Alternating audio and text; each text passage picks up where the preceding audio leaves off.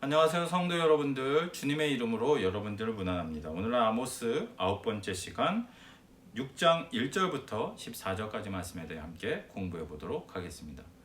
요즘 젊은 사람 말로 하자면 좀 유행하는 말인데요, 너 뭐 돼? 라는 표현이 있습니다. 이건 어떤 표현이냐면, 너 그렇게 잘난 척할 만큼 뭐 잘난 거 없는 거 같은데 왜 이렇게 잘난 척해? 뭐 이런 의미이거든요. 오늘 본문의 말씀은 정치 지도자들을 향해서 마치 아모스가 이런 식으로 이야기를 하고 있는 것 같아요. 너희들 뭐가 좀 되세요? 뭐 왜 이렇게 잘난 척을 하세요? 이런 뉘앙스를 가지고 있습니다.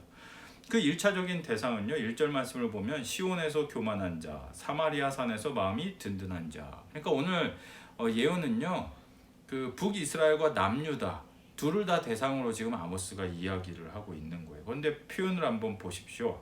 교만한 자와 마음이 든든한 자. 그 사람들이 누구냐? 백성들의 머리인 지도자들이요. 지금 내가 너희들 정치 지도자들에게 한마디 하겠다, 이렇게 얘기를 하죠. 2절 말씀을 보면 갈레로 건너가서 보고 큰 하맛으로 가서 또 블레셋 사람의 가드로 내려가서 너희가 이 나라들보다 나은지 안 나은지를 한번 봐라 라고 지금 얘기를 하는데, 비꼬는 말입니다. 북이스라엘 남유다, 니네 여기 나오는 거대한 성읍들, 이방에 있는 도시들하고 비교해도 너희들 뭐 되는 것 같지 않은데 왜 되는 것처럼 잘난 척을 하고 교만하냐? 너희들 땅이 넓어, 아니면 뭐 되는 게 있어? 이런 식으로 지금 얘기를 하고 있다는 거죠. 뭐가 안 되는데 된다고 생각하고 잘난 척을 하고 있다는 거예요. 그러면서 하나님의 심판과 재앙에 대한 경고가 지금 눈앞에 임박했는데도 그 경고를 무시하고 거역하고 수많은 정치 지도자들이 사치스럽게 살아가고 있다고 지적을 합니다. 4절 말씀, 상하상에 누우며 침상에서 기지개를 켜며 양떼에서 어린 양과 우리에서 송아지를 잡아서 먹고, 상아로 만든 사치스러운 그런 데서 먹고 마시며 향락을 누리고 있다. 술을 얼마나 마셨으면 비파 소리에 맞추어 노래를 지절거리며, 그러니까 즐거운 노래를 막 부른다는 거죠. 술 취해서. 6절 말씀, 대접으로 포도주를 마시며 귀한 기름을 몸에 바르면서 굉장히 사치스럽고 흥청망청하게 지금 잔치를 벌이는 모습을 우리 눈앞에 보여주고 있습니다.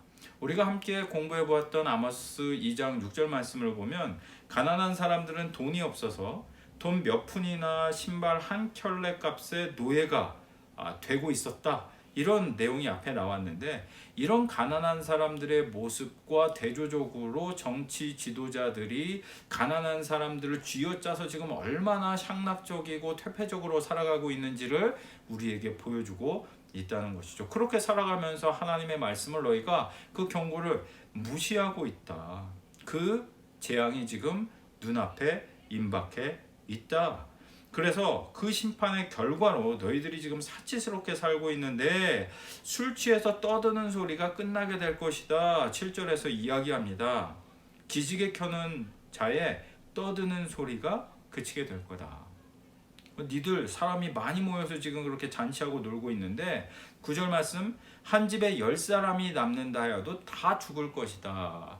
그러니까 마지막 사람이 죽을 때까지 이 너희들에게 혹독한 심판의 결과로 전쟁이 일어나게 될 텐데, 수많은 사람이 죽을 거고 한 집에 10사람도 안 남을 때까지, 한 사람, 마지막 한 사람이 남을 때까지 이 하나님의 혹독한 심판이 멈추지 않을 거다. 그런데도 너희가 그 심판을 무시하고 지금 먹고 마시고 정신 못 차리고 향락적으로 살아가고 있다. 정신 차려라. 특히 누구?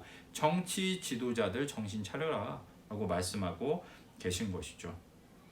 하나님의 권위와 주권을 인정하지 않고 가난한 사람들을 무시하고 마치 내일이 없는 것처럼 오늘의 즐거움을 누리는 수많은 사람들을 바라보면서 저는 오늘날의 우리나라의 정치권을 생각하게 됩니다. 요즘 정치 이슈들이 어떤 것들입니까? 우리와 상관있는 얘기들 하는 겁니까? 본인들은 상관 있다고 얘기하는데 다 자기들끼리 싸우고 있고, 자기들 기득권, 자기들 얘기 뭐 어쨌네 저쨌네, 그런데 정작 정말 가난하고 어려운 사람들을 위한 정책, 정말 가난한 사람들의 눈물을 닦아줄 수 있는 일들은 뒤로 미루어 놓거나 너무 느리게 하고 있다는 거죠. 빠른 건 뭐예요? 자기들 이름 높이는 거, 권력을 얻는 거, 그거 갖고 그냥 여기나 저기나 시끄럽게 싸우고 있습니다. 하나님 보실 때 과연 오늘날의 한국 사회의 정치판을 보고 무엇라고 말씀을 하실까요? 그 사람들이 정말로 하나님을 두려워할 줄 알고 성경적인 가치대로 살아가는 사람들이라면 그렇게 행동하지 않을 것입니다. 그러면 우리는 어떻게 해야 될까요? 나는 정치인이 아닌데 정치에 참여할 수 있는 게 없잖아요. 그러니 우리는 정치에 관심을 가지고 한 표를 행사할 때 잘 행사를 해야 되겠죠.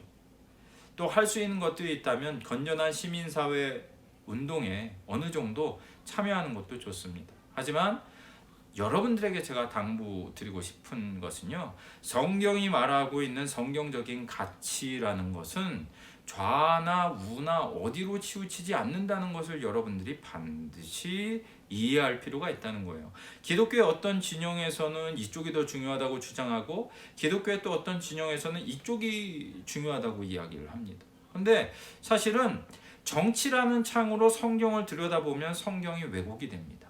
우리는 성경이라는 창으로 정치를 들여다보고 성경이라는 창을 가지고 사회와 문화를 들여다보아야만 한다는 거죠. 아주 중요한 차이가 있는 겁니다.